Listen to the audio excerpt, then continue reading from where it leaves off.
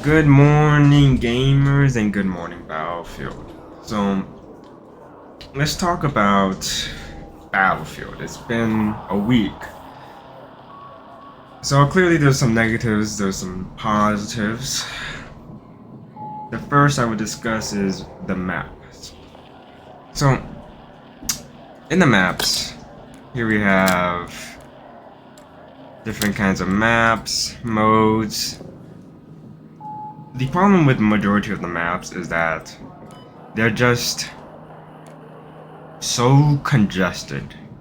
They're small, congested, and have so many angles for all the OBJs. If you play Breakthrough, you play Rush, like me, and previously they didn't really have Breakthrough and Rush as being as core as it is right now. Usually it's a kind of a side game mode compared to Conquest, but they have it now on the front page called Attackers and Defenders.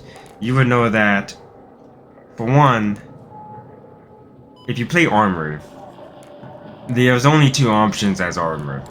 You either get destroyed immediately, or you survive, hopefully, with engineers. Right? And it just makes it for bad gameplay for Armory. Armory is kind of like forced down the center, and they don't really have like a good flanking position. Not saying that they can't flank, it just feels that they're never really in a good flanking position. It feels like they're always exposed, which I think is a problem. If you play Breakthrough and Rush before, you know one of the biggest things about Rush and Breakthrough is how much cover do you have on each objective in order to keep your fortitude. Instead, it feels just there's two stories. There's always somebody looking down on you, always looking in front at you, and there's just so many angles you have to cover for the objectives. So I think the problem is with the maps is not that they're technically downsized, it's just that the gameplay that they're trying to provide for these maps doesn't really make it feel all that good. It doesn't even feel like Battlefield before. If you remember in previous Battlefield titles, one of the favorite parts about playing Battlefield is having to fight for that doorway. Whether it was on Prison, Metro, it's always the tunneling fights that are the best fights, not the fights where I have to face and look, cover, cover, cover, cover, cover. No. So that kind of touches the negatives on the angles, objectives, and the maps, for the most part. Gameplay-wise, I would say is pretty fun, but very frustrating. The other part that adds to the frustration is just the traversing. When you have to move from objective to objective, it doesn't really feel very fluent. It feels kind of out of your way. It feels like it's trying to prohibit you from being on multiple objectives or being at one or the other. Where before Breakthrough and Rush, I think one of the best kinds of breakthrough that Battlefield had is definitely on Battlefield 5.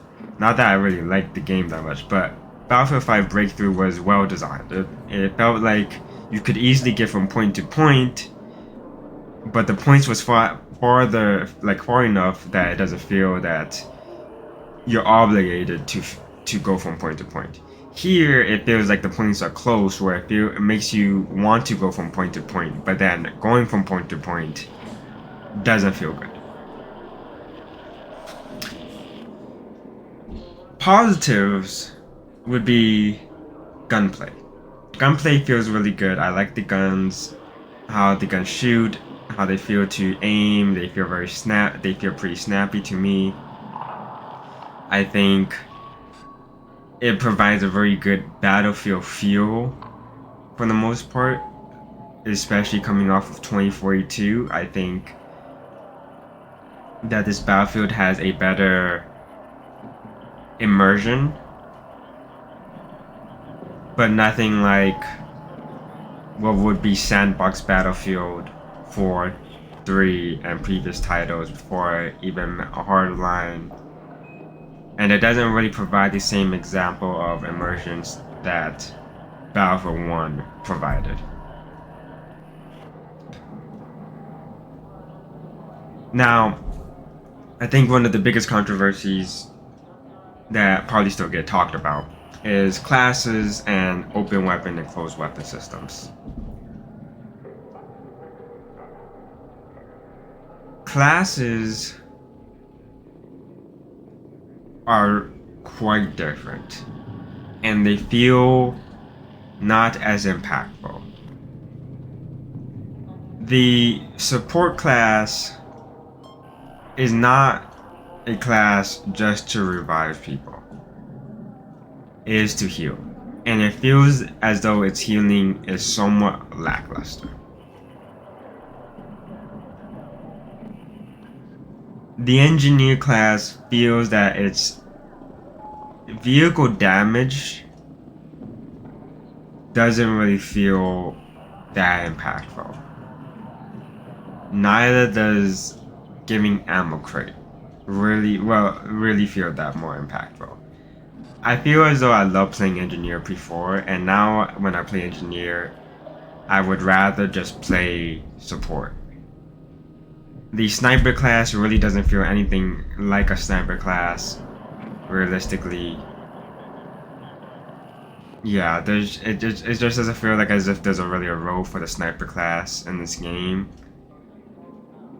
besides certain gadgets, but with how they have set it up, it's whatever. And the assault class just feels like what's always been, just straight up offensive class, and now that it feels even more offensive with having to be able to hold 2 weapons. And actually, I'll showcase it a bit. Where is that? Featured loadouts.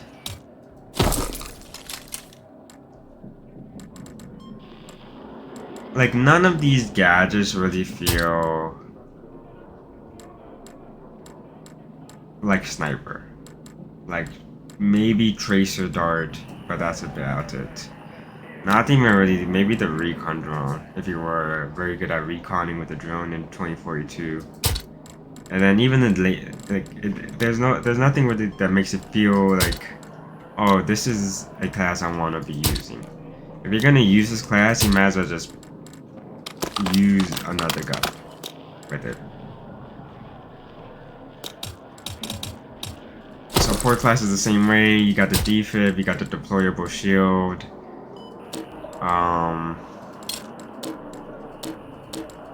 Like, none of these really feel like a medic class, really. Doesn't really matter how you switch it up. None of these really feel very medic classy at all. Not even the different training paths. Engineer class is the same way, just I mean, if anything, the engineer class is as more engineer than out of all of them, but it doesn't really matter to play. And then assault class is like you get literally a second gun as your. Why would you not just play assault class half the time? You get assault ladder, you get deployable beacon. So I think the classes do not feel like they're classes. And it's not because of the fact that there's an open weapon system. I think that definitely adds on to it, but that's not the reason. The reason being is just support class, biggest thing for the support class, having the medic pack. The pack that just sits there and heals everybody for tons of health. You just don't have it anymore. Like, nobody really wants this. Like, nobody really wants a trophy system. No one wants a trophy system for missiles. Like, even the deployable shield. It's like, I don't even. The deployable shield sucks. The deployable shield is worse than the one in 2042. I swear to you, provides less cover and has less health. Because your character model seems to be a lot bigger, at least to its world the surrounding world, compared to 2042, where your characters was a little bit much more slim. But that's how. It's just what's the point of using any of this, right? The open weapon system. I don't mind an open weapon system. I don't mind the fact that I can use everything, but if you're gonna have the classes be kind of lackluster, you need a closed weapon system. So having a pretty lackluster class and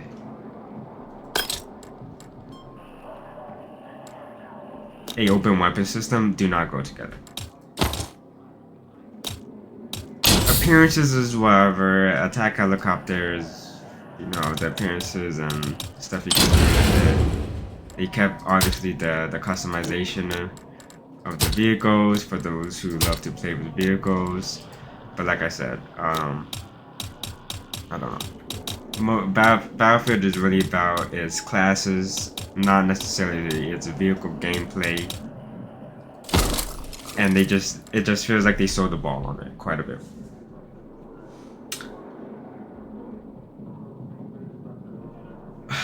Going back to this closed weapon system, I definitely think it's necessary.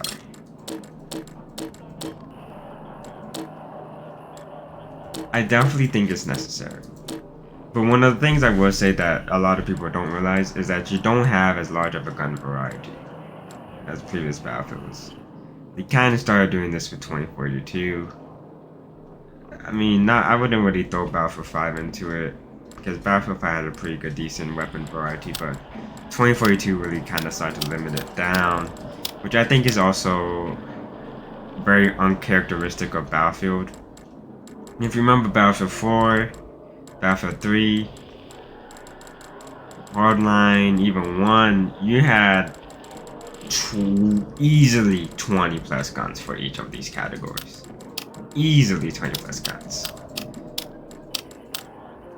Like, the part of Battlefield grind was maxing out the weapons. And there were so many weapons to max out. None of them played exactly the same, may play very similar, but never the same. And it gave you good feel every single time.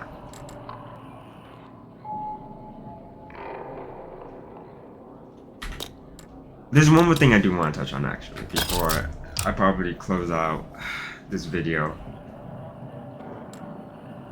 Going back to the maps.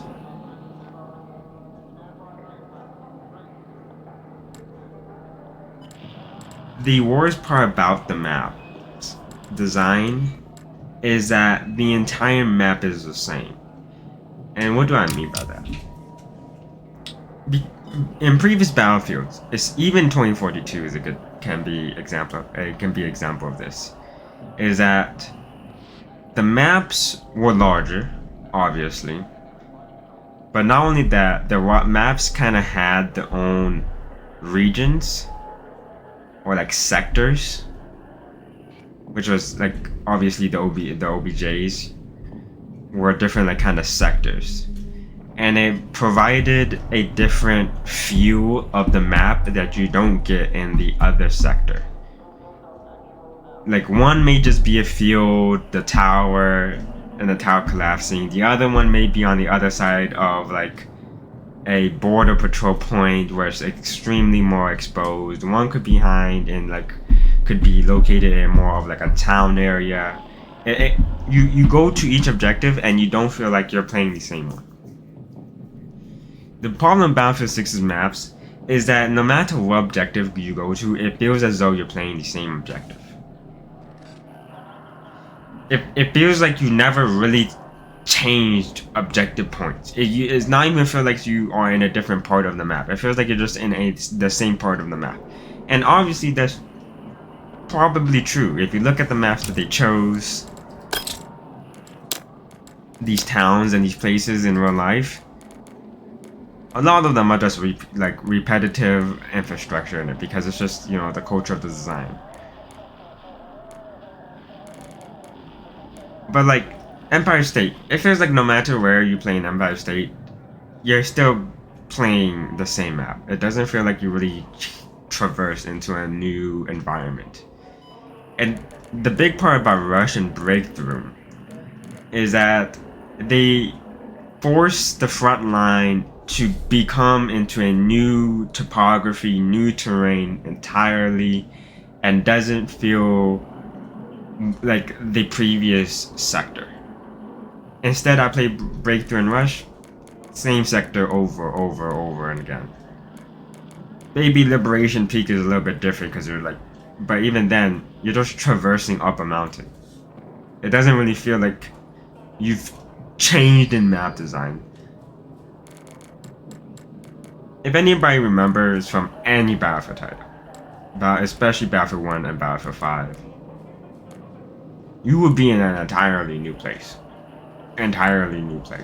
You go through from running through a wheat field in Battlefield 5 to then running through an open field. Then running into an entire like city block where now everything's become very narrow. There's a lot of different angles now, like 2-3 story angles.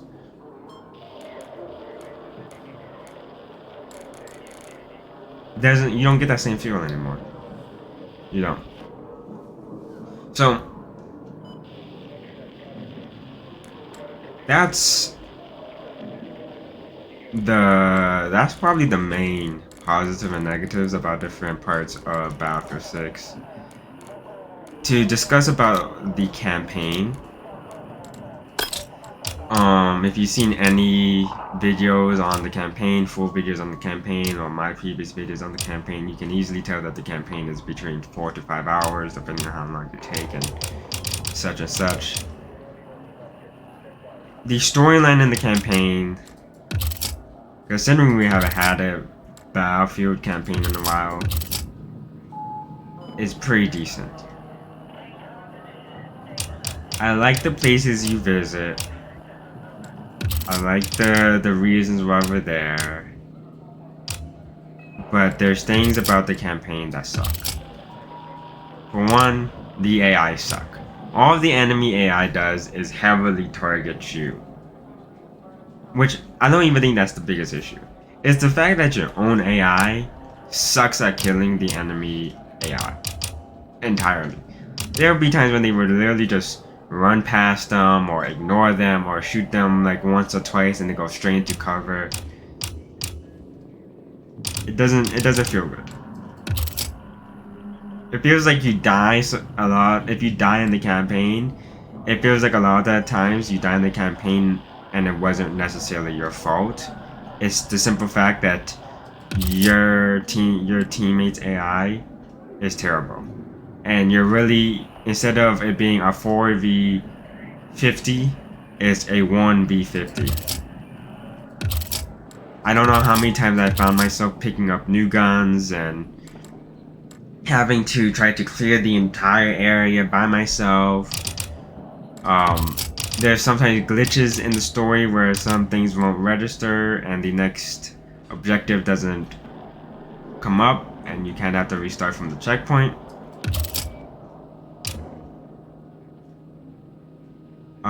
There's times where your teammates' AI are not with you at all, even though they're supposed to be. Obviously, the plot is kind of overly ridiculous, but I suppose for a World War III concept, it's not bad.